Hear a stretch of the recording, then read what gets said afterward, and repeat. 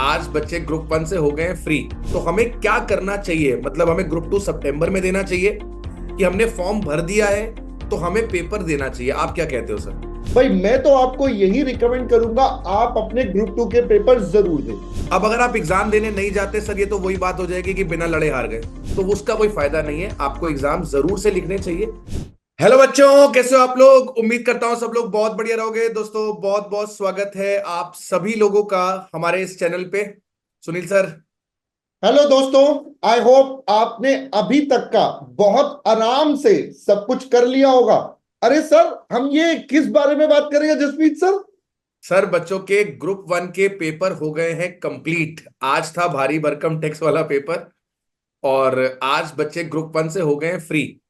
और सर, बहुत सारे बच्चों के मन में ना कंफ्यूजन चल रही है। कंफ्यूजन क्या, कई हद तक तो बच्चे मन बना चुके हैं। हुआ क्या एक्चुअली सर, इन लोगों ने पहले बोथ ग्रुप के फॉर्म भरे, तैयारी भी बोथ ग्रुप की करी, लेकिन अब इनको आकर ऐसा लग रहा है कि हमें ग्रुप 2 नहीं देना चाहिए, हम ग्रुप 2 सितंबर में देंगे। तो सर, आपके हिसाब से राइट अप्रोच क्या होनी चाहिए? क्योंकि अभी बिल्कुल सही टाइम है, हमारे पास कॉस्टिंग का पेपर अभी डे आफ्टर टुमारो है। तो हमें क्या करना चाहिए? मतलब हमें ग्रुप 2 सितंबर में देना चाहिए कि हमने फॉर्म भर दिया है तो हमें पेपर देना चाहिए? आप क्या कहते हो सर? सर मेरा ना इसमें बड़ा सिंपल सा रूल है। अगर दोस्तों आप सबने ऑलरेडी फॉर्म भर रखा है, अब आपके ग्रुप वन के पेपर जैसे मर्जी हुए हो, इट डज नॉट मैटर। भाई मैं तो आपको यही रिकमेंड करूंगा, आप अपने ग्रुप टू के पेपर जरूर दें। उसके पीछे कुछ कारण है। सबसे पहले दोस्तों, आपका अटेम्प्ट तो ऑलरेडी काउंटिंग में आएगा ही आएगा कि you have fill the form, तो ये अटेम्प्ट आपका काउंट होगा। आपकी मार्कशीट पे अगर आप नहीं जाएंगे तो एब्सेंट लिखा हुआ आएगा। तो it's better to go for the examination, सबसे पहला रीजन। दूसरा रीजन दोस्तों, आप हो सकता है कुछ बच्चों के ग्रुप वन में पेपर में एक दो में कुछ ऊपर नीचे हो गया हो, कुछ कमी रह गई हो थोड़ी बहुत। ऑल दो हम हमेशा कहते हैं मेहनत आप सबने पूरी करी होगी, बट फॉर्चुनेटली अनफॉर्चुनेटली कई बार कुछ बच्चों का पेपर में जाकर ऑन द स्पॉट कई बार इशू आ जाता है। तो अगर किसी का भी किसी पेपर में छोटा मोटा इशू आया भी है तो भी कोई टेंशन नहीं है दोस्तों।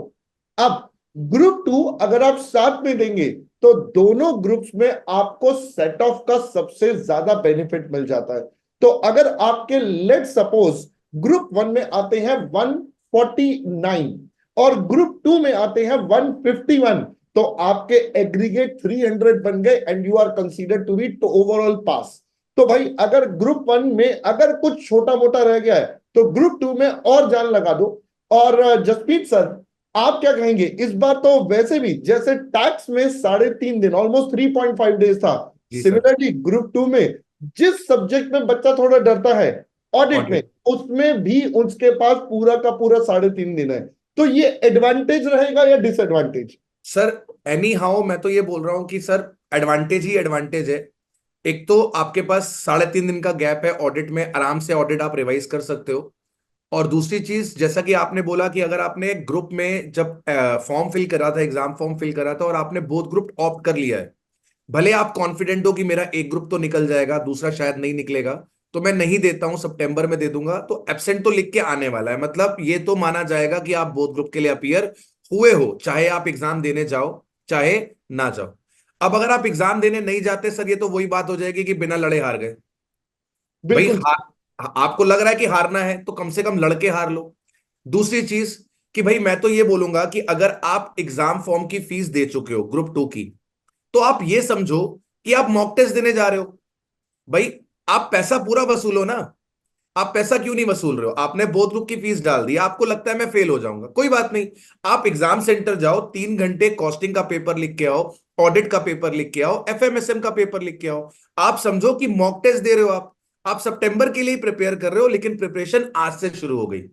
दूसरी चीज जो आप कर सकते हो बेटा, अगर आपको लगता है कि यार नहीं, मेरे 2 पेपर तैयार नहीं थे, तो हमारे पास एफएमएसएम का पेपर शायद 17 को है। Yes sir. हमारे काफी। पास 8 दिन है। तुम कुछ मत करो, तुम 8 दिन केवल एफएमएसएम पढ़ो। तुम एफएमएसएम के अंदर एग्जामेशन लाने की कोशिश करो। तुम कॉस्टिंग के पेपर में जाओ, बैठ के 3 घंटा वहां सो के आ जाना।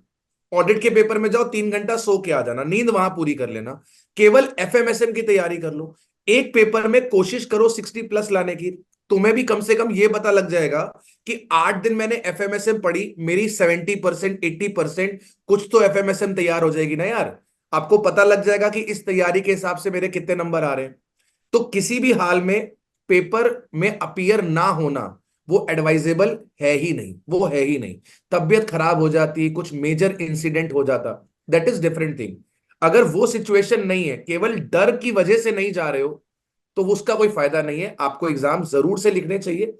जैसा कि सुनील सर ने कहा, you never know, paper easy आ जाए, तुम्हारे नंबर वहां पर बन जाए, एग्रीगेट का फायदा मिल जाए, या फिर मान लो यहां पर ग्रुप वन में तुम्हारे 150 155 आ गए और वहां तुम्हारे 145 आ गए, अगेन तुम्हें सेट ऑफ का एडवांटेज मिल जाएगा। तो पेपर तो देने हैं दोस्त, किसी भी हाल में देने हैं। एग्जाम फॉर्म का पैसा पूरा वसूलना है, बी इंडियन, है ना, एक एक रुपए का पैसा लेकर निकलना है वहां से। तो एग्जाम फॉर्म दो, पेपर लिख कर आओ, आपको जरूर से उसका एडवांटेज मिलेगा।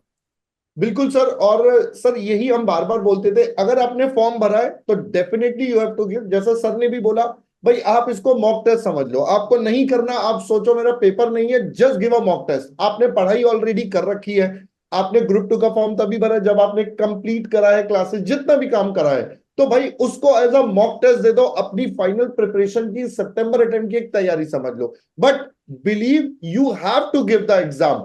इस टाइम बैकआउट होने से कोई फायदा नहीं होना, you will be at the loss. तो भाई लड़के हारना, अगर हारना भी है तो कोई दिक्कत नहीं है, जो एग्जैक्टली, आंसर वाली बात है ना। Exactly, exactly.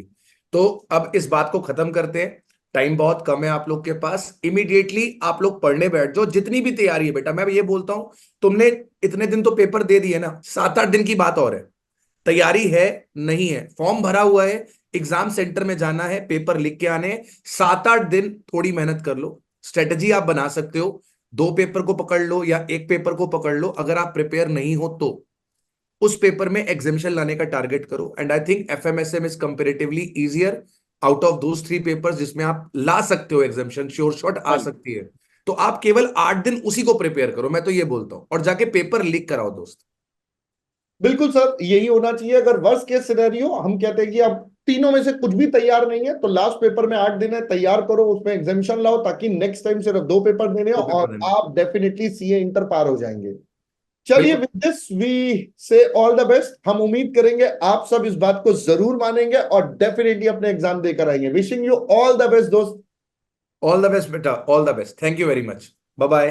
बाय।